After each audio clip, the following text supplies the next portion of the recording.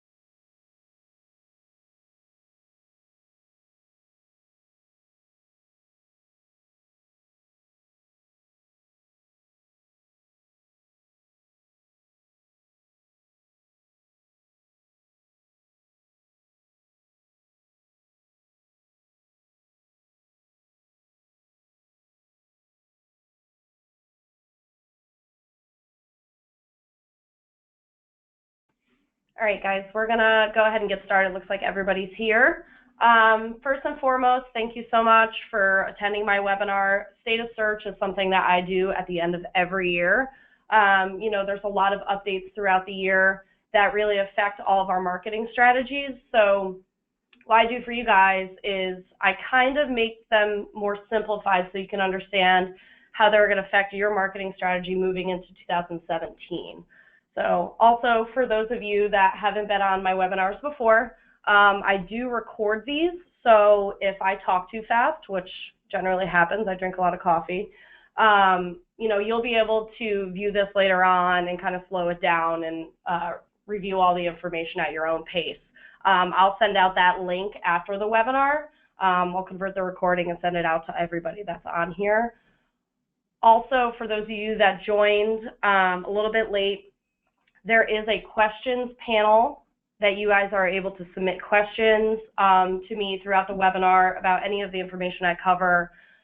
Feel free to submit them whenever, although I will not be answering any questions until the end. If there's something that you forget to ask me, feel free to email me. I will give you all my information at the end as well. So let's kind of dive into this right now. So last year, or I should say this year, we actually did see quite a bit of changes in search marketing, both on the paid side and the SEO organic side, which affects a little bit of everyone. So kind of what I'm going to cover today is what happened in 2016, what we can expect for 2017, and how we're going to adjust your campaign for that. So 2016, a lot of you were on my webinars throughout the course of the year, so you're probably already familiar with some of these changes that happened that we addressed when they were happening, just to kind of ease all of your worries a little bit. So no more right sidebar ads on paid search. What Google did is they removed all their right sidebar ads, making it a little more difficult and competitive for us advertisers, you know, to get a lot of visibility in that network. Aside from that, you know, they used to have 11 ads that show up, now there's only 7. So that's created a lot of competition in the market, which in turn makes us a bit higher. We have to get a little more creative with our keyword strategies. So those are things that have already been set in place, but definitely something to look at moving in 2017. I can see them making continuous changes to the ad network as it becomes a little more important, especially for smaller businesses.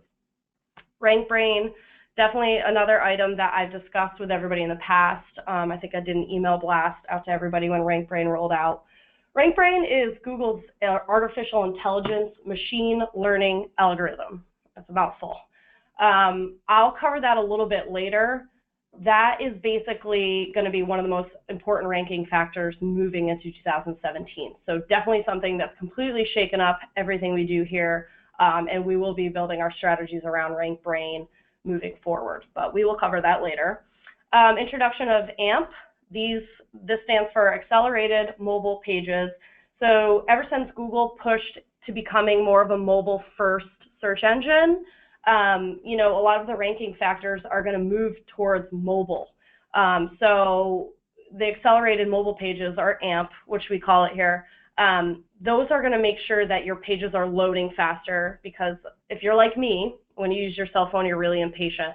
So page load speed is going to be a really important ranking factor moving into the mobile-first world of Google here. Possum update, this kind of actually helped us. The Possum update was for anybody that does local SEO. So if you live outside of a major city, what Google did is they expanded the radius for any local searches. So for instance, I live in Albany, and you know, if somebody is searching for my business in New York City, they will find me because Google has now expanded larger city searches out to some more of the suburb areas. So that is something that did help us. Penguin 4.0, this is for anybody building links. Penguin 4.0 is an update Google rolled out to start penalizing and devaluing bad links. They continuously roll this out every single year. Bad link building is something that Google really cracks down on. So nothing you guys have to worry about. All the link building we do here is very organic, and it's more local focused than anything. So that didn't really affect any of us too much. Divided index, this is kind of something I touched on a little bit with the introduction of AMP. So right now there's one ranking algorithm for both desktops and mobile devices. You know, you can optimize your site for both all at once. Well, moving into 2017, Google is considering becoming mobile first. So your Google rankings on mobile devices will be different than they are on desktops.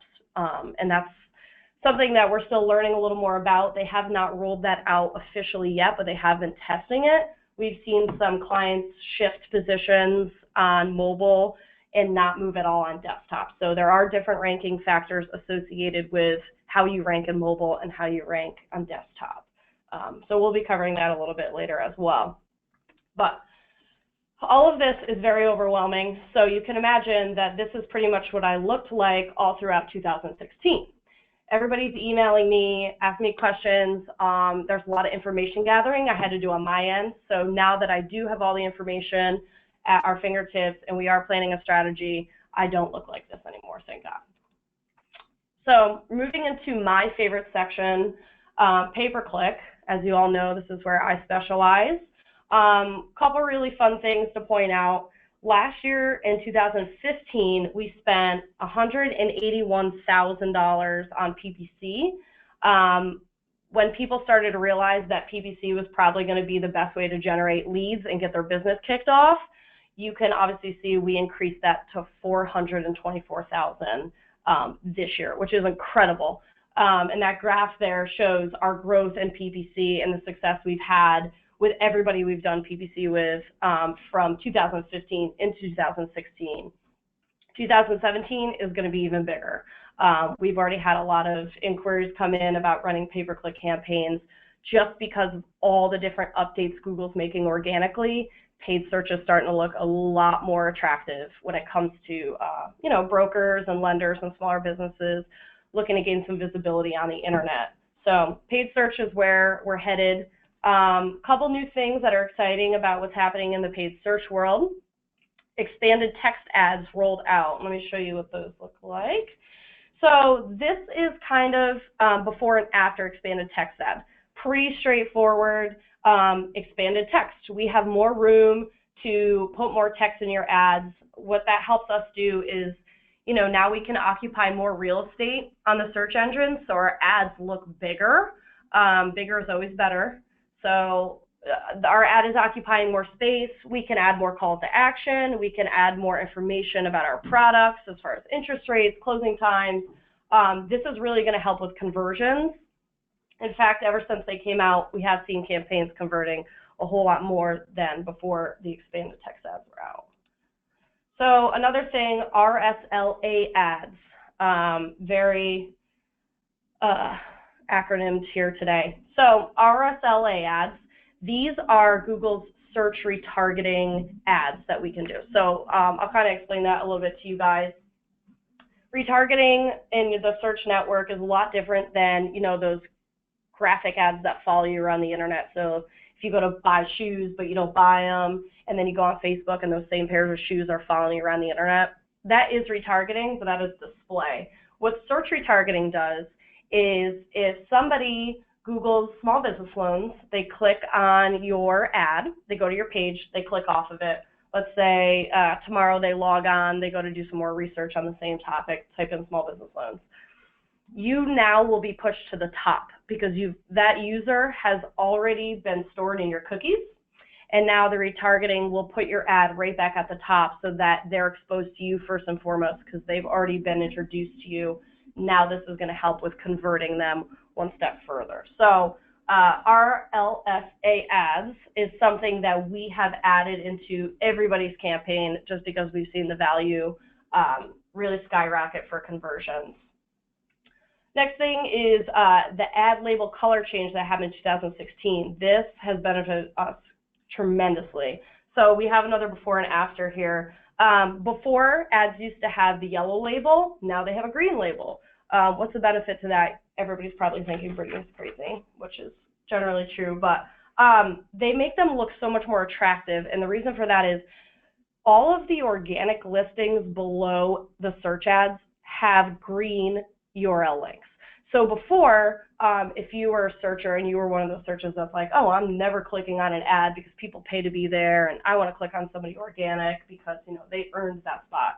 Good for you. Now everybody's listings look exactly the same, paid and organic. So people don't really have that mentality anymore that they used to. They're clicking on pretty much the first 4 listings, which yet again has helped increase, our click-through rates and also conversions on that end. The last feature for pay-per-click, new ad extensions. Another thing that we are definitely in the process of rolling into everybody's campaigns. Taylor and myself are pretty close to completing this for 2016. So everybody will have all the new ad extensions rolling into 2017. This is an ad up top with the ad extensions and one below without. So much more attractive, right? Goes back to my thing, bigger is better. We're occupying more real estate on Google. Our listing looks bigger. We have more information there. It looks more legitimate when you can add things in like best interest rates, when your business required.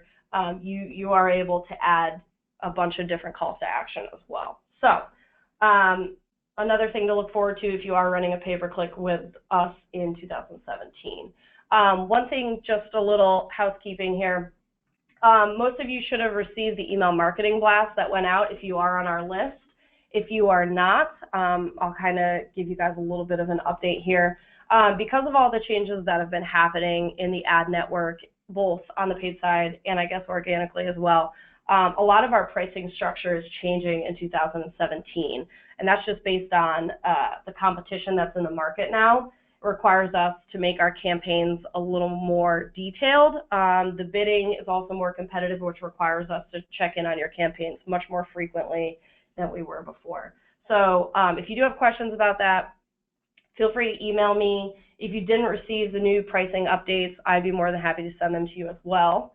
Side note, if you have an old contract with the old pricing, it probably would be in your best interest to get it submitted to me by the end of the week so that you can be locked into the old pricing because it is changing here next week. So just something to think about.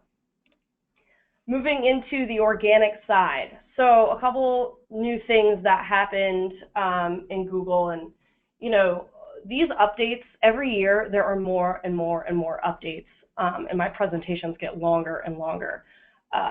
They're only going to continue to increase. Google is getting very smart.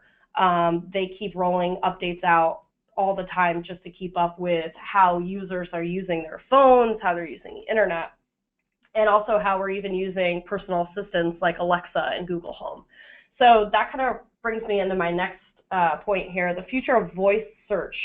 So there's going to be less of a focus on short tail keywords and more of a focus on natural language, so long tail queries. That's kind of what we call them, more like questions and sentences.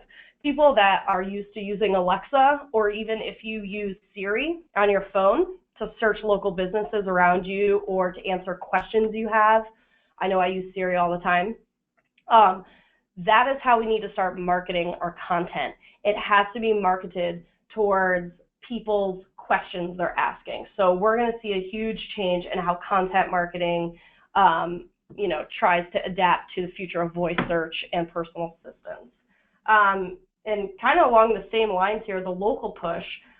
Google is really trying to encourage businesses to try to rank and market their local territories more so than at a national scale. Especially for our industry, you guys are very aware, as a small business, it's really difficult to compete with some of the bigger brands that are out there that, have endless budgets that are targeting nationally all the time, like Wells Fargo, Chase, Bank of America. It's very, very difficult to compete with them at a national level. So when we start local, we have a better opportunity to build our brand locally. Once you start to dominate your local territory, then you can move outside of that area and continue to build yourself that way. So we always want to start small. With the emphasis on local, that really encourages the local citations that are being built. So we want to build citations in directories that are in your area so that you guys start to rank locally. Another huge thing for local push is generating consumer reviews. I know it's really awkward to go ask people you've worked with to go and review your company online, but it's extremely important if you, plan on developing some kind of local presence for yourself. I'm sure you guys, before you go work with a local business, when you go and get your taxes done and you want to connect with a CPA, you're probably reading reviews about other people's experiences with that person, especially when it's a sensitive matter like financial. So definitely something to keep in mind.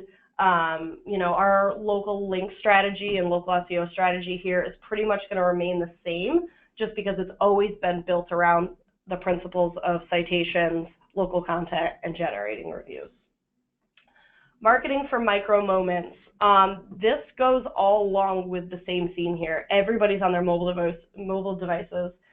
Micro moments are what we call I want to know, I want to go, I want to do moments. So when you want to do anything and you need to look something up, where do you turn? Generally your phone. You're researching something in a moment that you're looking to do, something you're looking to know, or somewhere you're looking to go. You're turning to your phone.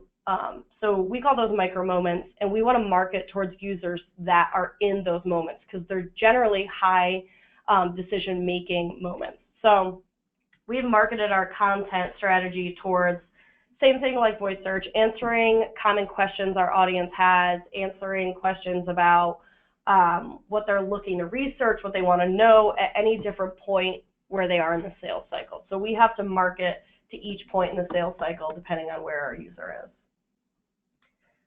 Let's see here. Launch of accelerated mobile pages. I kind of touched base with you on that. We need to focus our whole marketing strategy a little more heavily on mobile devices since those seem to be more widely used than desktops. Fun little fact that I've done on a webinar before, if any of you signed on to my pay-per-click webinar in the past or you attended my session at the NACLB, when we pulled our reports for devices for pay-per-click, 80% of our users were on mobile devices and 20% on desktop, which is insanity. to think about, because in our industry, we think nobody's doing it on their phone, everybody's using a desktop. We were clearly mistaken. So with that information, us heavily relying and focusing on ranking on mobile devices is really important. So AMP pages is to help our load speed on mobile devices so that we're getting the information to our users as fast as possible. Definitely something that we will be marketing for moving into 2017. RankBrain, I'm still going to touch on that, don't worry. It's a little more in depth, and to be honest with you, RankBrain is going to be a huge, huge, huge part of how we develop marketing strategies next year. HTTPS versus HTTP. Another thing you guys have probably heard me mention before, Google is starting to weigh HTTPS sites a little more heavily. They have not confirmed it completely. What's the word I'm looking for? They've brought it up as if they're going to put it into their ranking factors, but it has not been confirmed yet. So definitely something that we're going to watch in 2017. The HTTPS versus HTTP, pretty straightforward. The S stands for secure. So any website that has the HTTPS domain URL, they will be weighed heavily because their website has been licensed as secure. For us in the financial industry, probably something pretty important to think about, since, like I said before, financials are a really sensitive material for users to be doing on the internet. So when they see that the site is secure, they may feel a little bit better about that.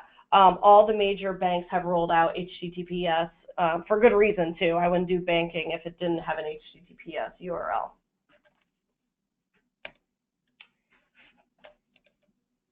RankBrain. So this is Google's AI system. 2017 will be the year of AI for online marketing. What RankBrain is, if I can describe this in the most simplified way, it is an artificial intelligence machine learning algorithm.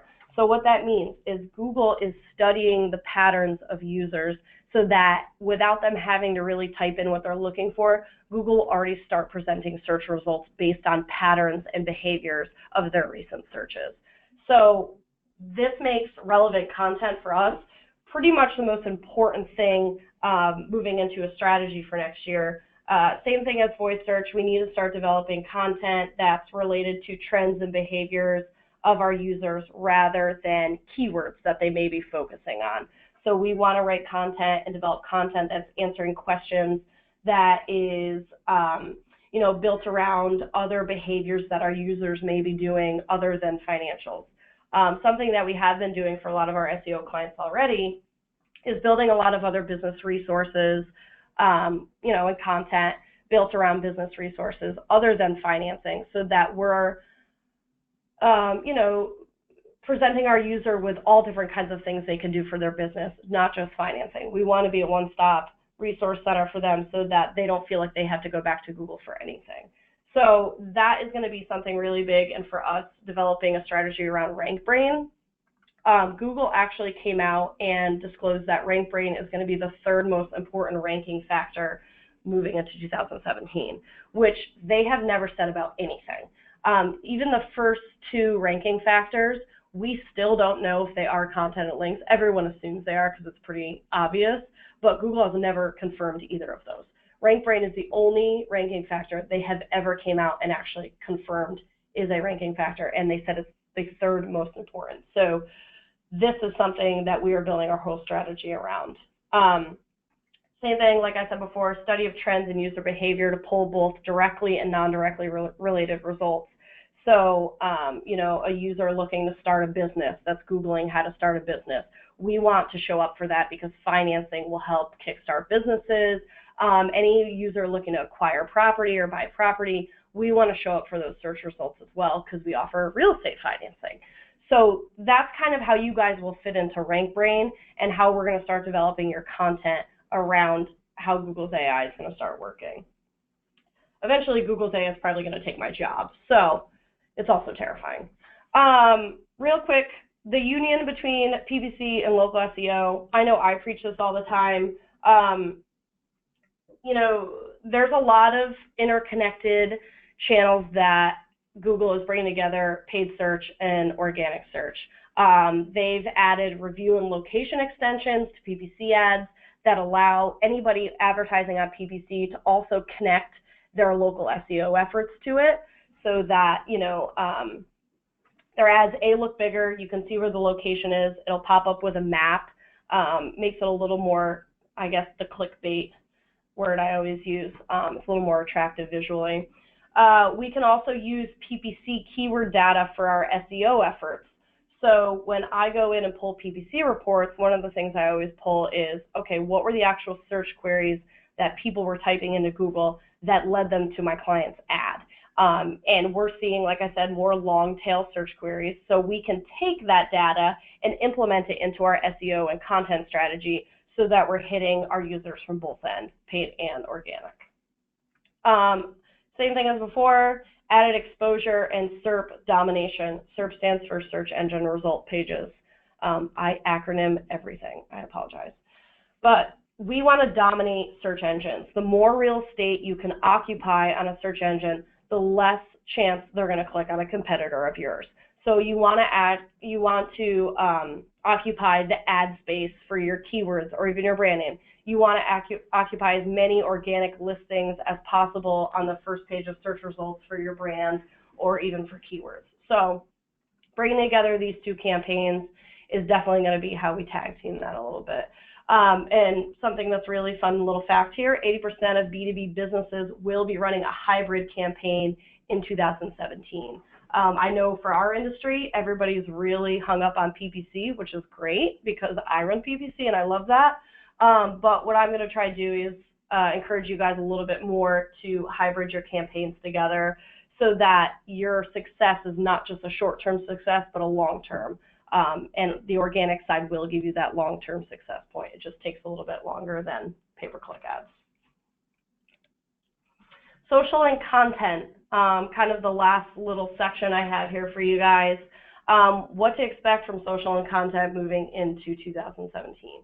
Google has come out and said it will less be about followers and likes and more about engagement. So how are users engaging your ads, or I should say your posts on social? How are they engaging with your content? Are they commenting? Are they sharing? Are people reaching out to you after your call to action are being clicked on a certain content piece? That is how Google is going to measure success with social and content. Their whole theme for 2017 is going to be consumer experience. They want to offer all of their users on Google the best online experience that they can. So they want people to click on a listing, go to that page, and spend time on that website, reading the content, engaging with it, clicking around the website. I know I've mentioned this before as well. Google does not want users to click on a search result, go to that page, and immediately go back to Google. They actually don't want that. They want you guys to have a really good experience on a website and spend some time on that website, reading, researching, and eventually contacting the business. So social is going to move towards that realm as well. Social will also become more of a referral building and branding outlet for B2B. It is not a lead generation tool. I don't care who says they're getting leads from Facebook. It's just not working out. So we've been using LinkedIn and Facebook to develop referral networks for you guys, more so than real-time direct leads from borrowers. You're going to see LinkedIn turn more towards us developing relationships with bankers, real estate brokers, and even CPAs and other financial executives. Content and social will be expected to be more interactive. That pretty much goes along with my engagement point here. When I say more interactive, video and visual content are on the rise. I think that's pretty obvious. Everybody realizes that, an infographic or a video piece are way more attractive to view than reading an entire article that's like 700 words. So we will see more infographic design, more video content rolling out for our clients moving into 2017 as well. Going along with RankBrain and the voice search, we're shifting towards long tail and user-driven content. We are moving away from keywords. So when people tell me they want to rank for a certain keyword, I'm going to ignore them. We want to rank for best consumer experience we can, because that is what ultimately is going to have you guys develop yourselves as an authority on the internet and rank better.